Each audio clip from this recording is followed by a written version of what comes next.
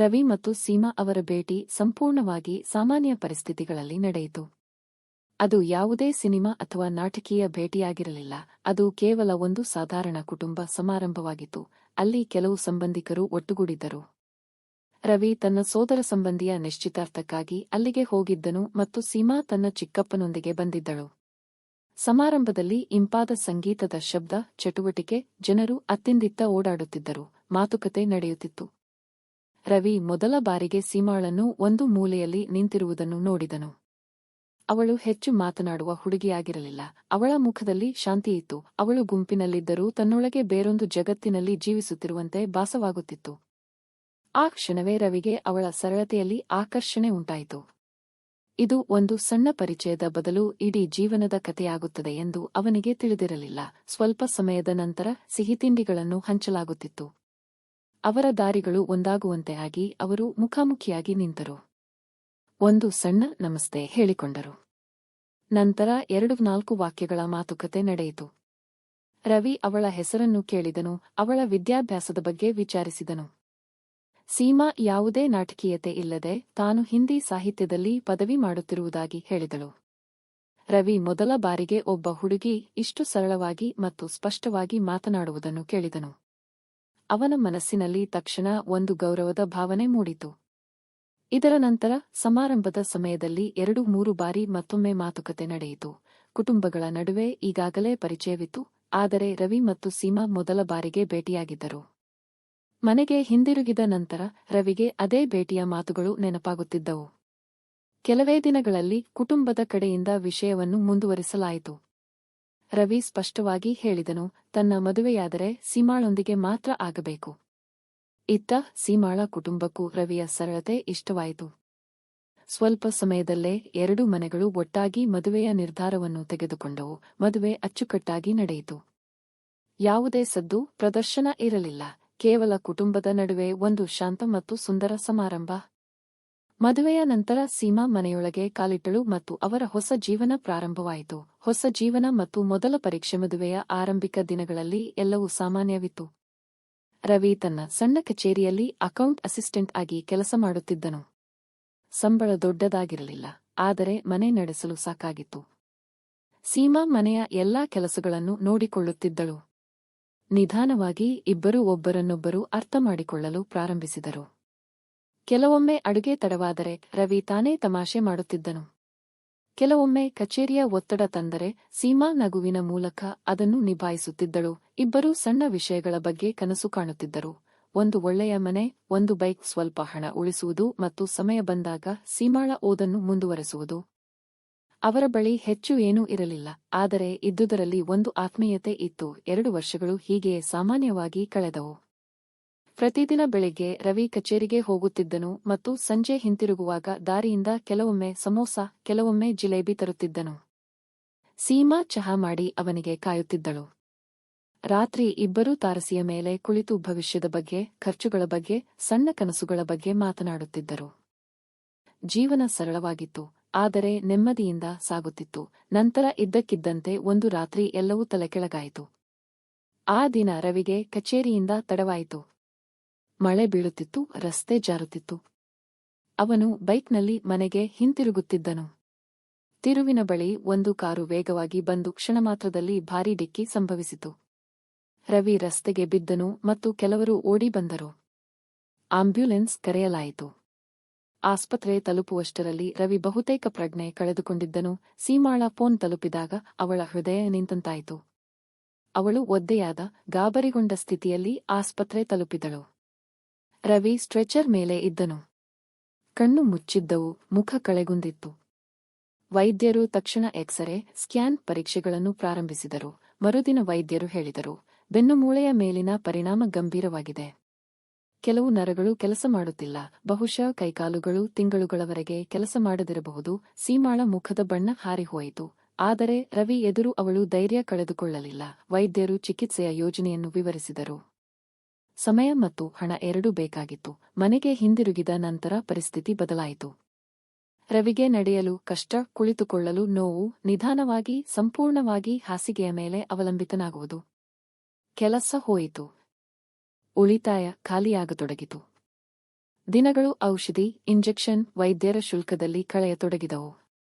ಕುಟುಂಬದವರು 2-3 ತಿಂಗಳು ಜೊತೆಗಿದ್ದರು. ನಂತರ ಅವರು ಕೂಡ ನಿಧಾನವಾಗಿ ದೂರವಾಗಲು ಪ್ರಾರಂಭಿಸಿದರು. ಕೆಲವರು ಕೆಲಸದ ನೆಪದಲ್ಲಿ, ಕೆಲವರು ಜವಾಬ್ದಾರಿಗಳ ಹೆಸರಿನಲ್ಲಿ ತಮ್ಮ ಕೆಲಸಗಳಿಗೆ ಮರಳಿದರು. ಸೀಮಾಳ ಹೆಗಲ ಮೇಲೆ ಎಲ್ಲಾ ಭಾರ ಉಳಿಯಿತು. ಅವಳು ದಿನವಿಡೀ ರವಿಯನ್ನು ಎತ್ತಿ ಕುಳಿತುಕೊಳ್ಳುತ್ತಿದ್ದಳು. ನೀವು ಇರುವವರೆಗೂ ನಾನು ನಿಭಾಯಿಸುತ್ತೇನೆ ಎಂದು ಹೇಳುತ್ತಿದ್ದಳು. ಆದರೆ ಹಣ ಖಾಲಿಯಾಗುತ್ತಿತ್ತು. ಸಾಲ ಮಾಡುವುದು ಸೂಕ್ತವಾಗಿರಲಿಲ್ಲ. ಆಗ ಸೀಮಾ ಮನೆಯಿಂದಲೇ ಏನಾದರೂ ಪ್ರಾರಂಭಿಸಬೇಕು ಎಂದು ನಿರ್ಧರಿಸಿದಳು.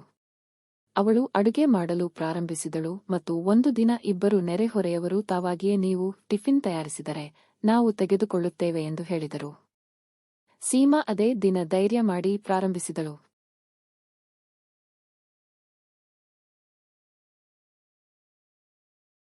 ಬೆಳಿಗ್ಗೆ 4 ಗಂಟೆಗೆ ಏಳುತ್ತಿದ್ದಳು, ತರಕಾರಿಗಳನ್ನು ಹೆಚ್ಚುತ್ತಿದ್ದಳು, ಬೇಳೆ ಬೇಯಿಸುತ್ತಿದ್ದಳು, ರೊಟ್ಟಿ ಮಾಡುತ್ತಿದ್ದಳು, ಪ್ಯಾಕ್ ಮಾಡುತ್ತಿದ್ದಳು ಮತ್ತು ಮಧ್ಯಾಹ್ನ ವಿತರಣೆಗೆ ಕಳುಹಿಸುತ್ತಿದ್ದಳು. ಮೊದಲು 2 ಜನರಿದ್ದರು, ನಂತರ 4, ಆಮೇಲೆ 6 ಆದರು. ನಿಧಾನವಾಗಿ ಇದು ಅವಳ ಆದಾಯದ ಮೂಲವಾಯಿತು. ಆದರೆ ಇದು ಕೇವಲ ಹಣದ ವಿಷಯವಾಗಿರಲಿಲ್ಲ. ಅವಳು ಸುಸ್ತಾಗುತ್ತಿದ್ದಳು, ಬೆನ್ನು ನೋಯುತ್ತಿತ್ತು, ಕೈಗಳು ನೋಯುತ್ತಿದ್ದವು. ಆದರೆ ಅವಳು ರಾತ್ರಿ ರವಿಯ ಬಳಿ ಕುಳಿತು ಅವನ ಹಣೆಯ ಮೇಲೆ ಕೈ ಆಡಿಸುತ್ತಿದ್ದಳು. ರವಿ ಮೌನವಾಗಿದ್ದನು, ಕಣ್ಣುಗಳು ತೇವವಾಗುತ್ತಿದ್ದವು. ಯಾವುದೇ ಮನುಷ್ಯನ ನಿಜವಾದ ಧೈರ್ಯವು ಹೆಂಡತಿಯ ಬಲದಿಂದ ರೂಪುಗೊಳ್ಳುತ್ತದೆ ಎಂದು ಅವನಿಗೆ ಅನಿಸಿತು. 6 ತಿಂಗಳುಗಳು ಕಳೆದವು, ಬಾಡಿಗೆ ಸಿಗಲು ಪ್ರಾರಂಭಿಸಿತು, ಚಿಕಿತ್ಸೆ ಮುಂದುವರೆಯಿತು, ಮನೆ ಸಾಗಲು ಶುರುವಾಯಿತು. ಆದರೆ ಇದು ಗೆಲುವಾಗಿರಲಿಲ್ಲ, ಕೇವಲ ಹೋರಾಟದ ಆರಂಭವಾಗಿತ್ತು. ರಾತ್ರಿ ರವಿ ಹಲವು ಬಾರಿ ಎಚ್ಚರಗೊಂಡು ಸೀಮಾಳನ್ನು ನೋಡುತ್ತಿದ್ದನು. ಅವಳು ಸುಸ್ತಾಗಿ ಅಲ್ಲೇ ಕುಳಿತು ನಿದ್ದೆ ಹೋಗಿರುತ್ತಿದ್ದಳು. ರವಿ ಹಲವು ಬಾರಿ ಮನಸ್ಸಿನಲ್ಲೇ ಹೇಳಿದನು, ಇವಳು ನನ್ನ ಕೈ ಬಿಡಲಿಲ್ಲ ಮತ್ತು ಬಹುಶಃ ಇದೇ ಈ ಸಂಬಂಧದ ಅಡಿಪಾಯವಾಗಿತ್ತು. ಆ ಸಮಯ ಸುಲಭವಾಗಿರಲಿಲ್ಲ, ಆದರೆ ಮುರಿಯಲು ಕಾರಣವೂ ಆಗಲಿಲ್ಲ. ಅದೇ ಪ್ರೀತಿ, ಅದೇ ಶ್ರದ್ಧೆ, ಅದೇ ಗಟ್ಟಿತನ ಪ್ರತಿದಿನ ಮತ್ತೆ ಮತ್ತೆ ನಿಲ್ಲುತ್ತಿತ್ತು. ಸೀಮಾ ಟಿಫಿನ್ ಸೇವೆಯನ್ನು ಪ್ರಾರಂಭಿಸಿದಳು, ಆದರೆ ಇದು ಕೇವಲ ಆರಂಭವಾಗಿತ್ತು. ಅವಳು ಬೆಳಗಿನಿಂದ ರಾತ್ರಿಯವರೆಗೆ ದುಡಿಯುತ್ತಿದ್ದಳು ಮತ್ತು ಅದೇ ಸಮರ್ಪಣೆಯಿಂದ ರವಿಯನ್ನು ನೋಡಿಕೊಳ್ಳುತ್ತಿದ್ದಳು. ನಿಧಾನವಾಗಿ ಅವಳ ಟಿಫಿನ್ ಅನ್ನು ಜನರು ಮೆಚ್ಚತೊಡಗಿದರು. ಜನರು ಅಡುಗೆ ಮನೆಯಲ್ಲಿ ಮಾಡಿದಂತೆ ಇದೆ ಎಂದು ಹೇಳುತ್ತಿದ್ದರು. ಬೇಳೆಯಲ್ಲಿ ಮಸಾಲೆ ಕಡಿಮೆ ಇದೆ, ಆದರೆ ರುಚಿ ಸರಿಯಾಗಿದೆ. ರೊಟ್ಟಿಗಳು ಬಿಸಿ ಇರುತ್ತವೆ. ಇದೇ ಮಾತುಗಳು ಮುಂದೆ ಅವಳಿಗೆ ಗುರುತಾಗಲು ಸಹಾಯ ಮಾಡಿದವು. ಮೊದಲು 6 ಗ್ರಾಹಕರು, ನಂತರ 10, ಆಮೇಲೆ 15 ಆದರು. ಸೀಮಾ ಈಗ ಪ್ರತಿದಿನ ಬೆಳಿಗ್ಗೆ ಬೇಗ ಎದ್ದು ಕೆಲಸ ಮಾಡುತ್ತಿದ್ದಳು. ತರಕಾರಿಗಳು ಖರೀದಿಸುವುದು, ಮಸಾಲೆಗಳನ್ನು ನಿರ್ಧರಿಸುವುದು, ಪ್ಯಾಕಿಂಗ್ ಮಾಡುವುದು ಎಲ್ಲವನ್ನೂ ಒಬ್ಬಳೇ ಮಾಡುತ್ತಿದ್ದಳು. ಆದರೆ ಎಷ್ಟು ಕಷ್ಟವಿತ್ತೋ ಅಷ್ಟೇ ನಿಯಮಿತವಾಗಿ ಕೆಲಸ ಮಾಡುತ್ತಿದ್ದಳು. ಒಂದು ದಿನ ಅದೇ ಮೊಹಲ್ಲಾದ 2 ಮಹಿಳೆಯರು ಸೀಮಾ ಬಳಿ ಬಂದು, ಕೆಲಸ ಸಿಕ್ಕರೆ ನಾವು ಏನಾದರೂ ಮಾಡುತ್ತೇವೆ. ಮನೆಯಲ್ಲಿ ಸುಮ್ಮನೆ ಇರುವುದು ಸರಿಯೆನಿಸುವುದಿಲ್ಲ ಎಂದು ಹೇಳಿದರು. 2 ಸಹಾಯ ಮಾಡಿದರೆ ಕೆಲಸ ಮತ್ತಷ್ಟು ಹೆಚ್ಚಿಸಬಹುದು ಎಂದು ಸೀಮಾ ಯೋಚಿಸಿದಳು. ಅವಳು 2 ಪ್ರತಿದಿನ ಸ್ವಲ್ಪ ಹಣ ನೀಡುವ ಭರವಸೆ ನೀಡಿ ಅವರನ್ನು ತರಕಾರಿ ಕತ್ತರಿಸುವುದು, ರೊಟ್ಟಿ ಮಾಡುವುದು ಮತ್ತು ಪ್ಯಾಕಿಂಗ್ನಲ್ಲಿ ತೊಡಗಿಸಿಕೊಂಡಳು. ಈಗ ಬೆಳಿಗ್ಗೆ 3 ಜನರ ಕೈಗಳು ಕೆಲಸದಲ್ಲಿ ತೊಡಗುತ್ತಿದ್ದವು ಮತ್ತು ಕೆಲಸವನ್ನು ನಿಭಾಯಿಸುವುದು ಸುಲಭವಾಯಿತು. ಒಂದು ವಾರದಲ್ಲಿ ಸೀಮಾ ಟಿಫಿನ್ ಸಂಖ್ಯೆಯನ್ನು ಹೆಚ್ಚಿಸಲು ನಿರ್ಧರಿಸಿದಳು. ಅವಳು ಹತ್ತಿರದ 2 ಕಂಪನಿಗಳೊಂದಿಗೆ ಮಾತನಾಡಿದಳು. ಅಲ್ಲಿನ ಉದ್ಯೋಗಿಗಳು ಸಹ ಆರ್ಡರ್ ಮಾಡಲು ಪ್ರಾರಂಭಿಸಿದರು. ಇದೆಲ್ಲ ನಿಧಾನವಾಗಿ ಹೆಚ್ಚುತ್ತಾ ಈಗ ಪ್ರತಿದಿನ 30 ಟಿಫಿನ್ಗಳಿಗೆ ತಲುಪಿತ್ತು. ಹಣ ಬರಲು ಶುರುವಾಯಿತು, ಖರ್ಚುಗಳು ನಿಭಾಯಿಸಲಾಯಿತು ಮತ್ತು ಅವಳು ಉಳಿತಾಯವನ್ನು ಪ್ರಾರಂಭಿಸಿದಳು. ರವಿ ಚಿಕಿತ್ಸೆಯ ಸಮಯದಲ್ಲಿ ಹಲವು ಬಾರಿ ವಾದ ಮಾಡಲು ಪ್ರಾರಂಭಿಸುತ್ತಿದ್ದನು. ತನಗಾಗಿ ಸೀಮಾ ತನ್ನ ಜೀವನವನ್ನು ಹಾಳು ಮಾಡುತ್ತಿದ್ದಾಳೆ ಎಂದು ಅವನಿಗೆ ಅನಿಸುತ್ತಿತ್ತು. ಆದರೆ ಸೀಮಾ ಪ್ರತಿ ರಾತ್ರಿ ಅವನ ಕೈಗಳನ್ನು ಒತ್ತಿದಾಗ ಅವನು ಶಾಂತವಾಗುತ್ತಿದ್ದನು. ಔಷಧಿಯ ಪರಿಣಾಮದಿಂದ ಕೆಲವೊಮ್ಮೆ ಕಿರಿಕಿರಿ ಉಂಟಾಗುತ್ತಿತ್ತು, ಕೆಲವೊಮ್ಮೆ ತಾನು ಎಂದಿಗೂ ನಡೆಯಲು ಸಾಧ್ಯವಾಗುವುದಿಲ್ಲ ಎಂಬ ಭಯ ಕಾಡುತ್ತಿತ್ತು. ಆದರೆ ಸೀಮಾ ಯಾವಾಗಲೂ ಅವನನ್ನು ಸಂಭಾಳಿಸುತ್ತಿದ್ದಳು. ಯಾವಾಗ ವೈದ್ಯರು ಬರುತ್ತಿದ್ದರೂ ಸೀಮಾ ಪ್ರತಿ ಔಷಧಿಯನ್ನು, ಪ್ರತಿ ಸಲಹೆಯನ್ನು ಟಿಪ್ಪಣಿ ಮಾಡಿಕೊಳ್ಳುತ್ತಿದ್ದಳು. ಫಿಸಿಯೋಥೆರಪಿ ದಿನ ಅವಳು ರವಿಗೆ ಆಸರೆ ಕೊಟ್ಟು ಎಬ್ಬಿಸುತ್ತಿದ್ದಳು. ಅವನನ್ನು ಕೂರಿಸುತ್ತಿದ್ದಳು ಮತ್ತು ಗಂಟೆಗಳ ಕಾಲ ಮಸಾಜ್ ಮಾಡಿಸುತ್ತಿದ್ದಳು. ನಿಧಾನವಾಗಿ ರವಿಯ ದೇಹದ ಮೇಲೆ ಪರಿಣಾಮ ಕಾಣಲು ಶುರುವಾಯಿತು. ಬೆರಳುಗಳಲ್ಲಿ ಸ್ವಲ್ಪ ಚಲನೆ ಕಂಡುಬಂದಿತು. ಈ ಸಣ್ಣ ವಿಷಯವು ಸೀಮಾಳ ಪಾಲಿಗೆ ಭರವಸೆಯಾಯಿತು. ವೈದ್ಯರು ಹೇಳಿದರು, ಸರಿಯಾದ ಚಿಕಿತ್ಸೆ ಸಿಕ್ಕರೆ ರವಿ ಮತ್ತೆ ತಾನೇ ನಡೆಯಬಹುದು.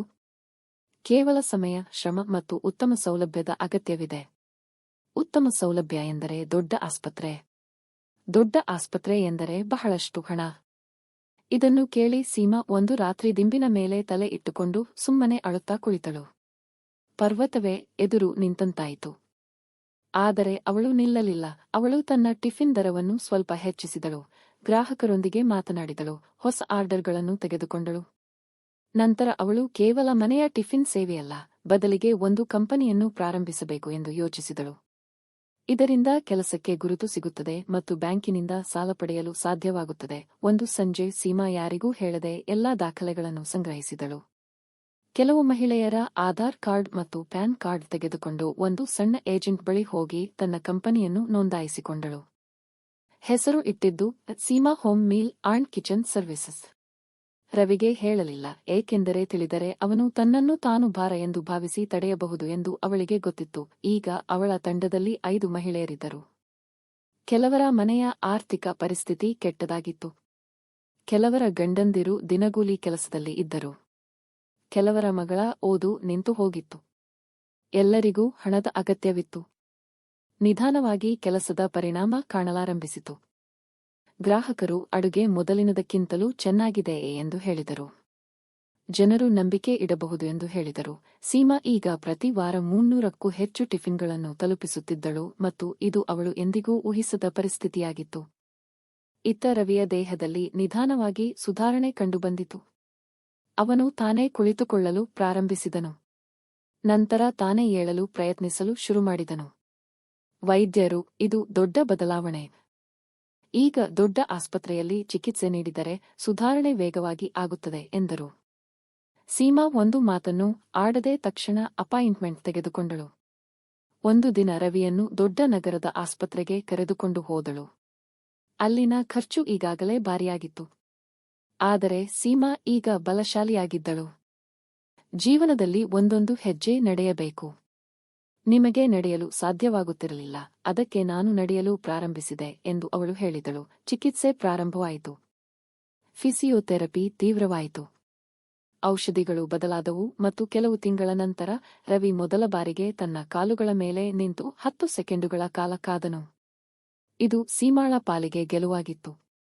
ಅವಳು ರಾತ್ರಿಯಿಡೀ ಎಚ್ಚರಗೊಂಡು ಅತ್ತಳು, ಆದರೆ ಈ ಬಾರಿ ಭಯದಿಂದಲ್ಲ, ಸಂತೋಷದ ಕಾರಣದಿಂದ. ಈಗ ರವಿ 2 ಹೆಜ್ಜೆ ನಡೆಯಲು ಪ್ರಾರಂಭಿಸಿದ್ದನು.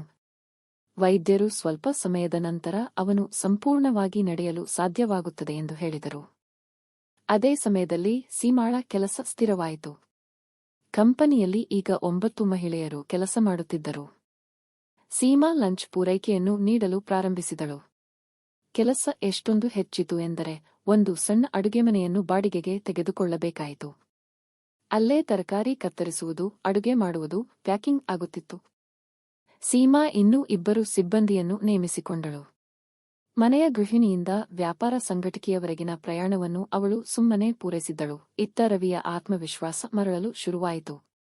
ಅವನು ಈಗ ತಾನೇ ಔಷಧಿ ತೆಗೆದುಕೊಳ್ಳುತ್ತಿದ್ದನು, ವೈದ್ಯರೊಂದಿಗೆ ಮಾತನಾಡುತ್ತಿದ್ದನು, ಓಡಾಡುತ್ತಿದ್ದನು. ಅವನು, ಸೀಮಾ, ನಿನ್ನ ಬಹಳಷ್ಟು ಬಣ ನನ್ನ ಮೇಲೆ ಇದೆ ಎಂದನು. ಸೀಮಾ ನಗುತ್ತಾ, ಗಂಡ ಹೆಂಡತಿಯ ನಡುವೆ ಬಣ ಇರುವುದಿಲ್ಲ, ಕೇವಲ ಒಂದು ಬಂಧನ ಇರುತ್ತದೆ ಎಂದಳು. ಕೆಲವು ತಿಂಗಳುಗಳು ಕಳೆದವು ಮತ್ತು ರವಿ ಈಗ ಮೊದಲಿನದಕ್ಕಿಂತ ಬಹಳಷ್ಟು ಸುಧಾರಿಸಿದ್ದನು. ಅವನು ನಿಧಾನವಾಗಿ ನಡೆಯಲು ಪ್ರಾರಂಭಿಸಿದನು.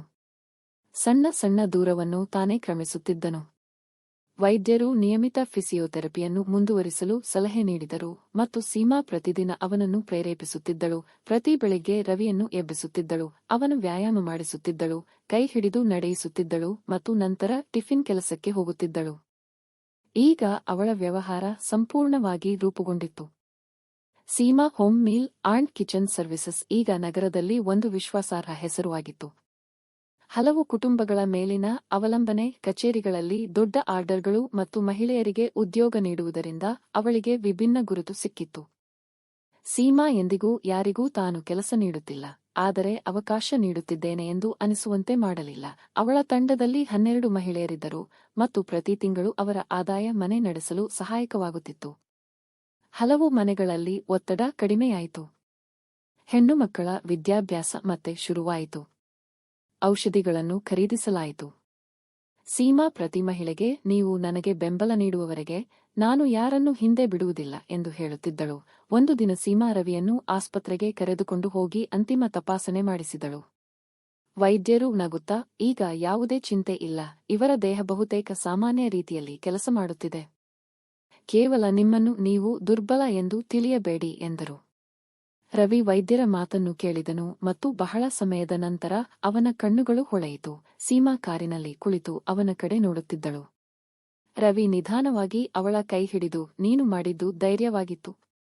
ನಾನು ಒಣದಲ್ಲಿಲ್ಲ, ಗೌರವದಲ್ಲಿ ಜೀವಿಸಲು ಬಯಸುತ್ತೇನೆ ಎಂದನು. ಸೀಮಾ ನಕ್ಕಳು. ಮನೆಯವರು ಬಿದ್ದಾಗ ರಕ್ಷಿಸಲು ದಾರವನ್ನು ಬಿಗಿಯಾಗಿ ಹಿಡಿಯಬೇಕು.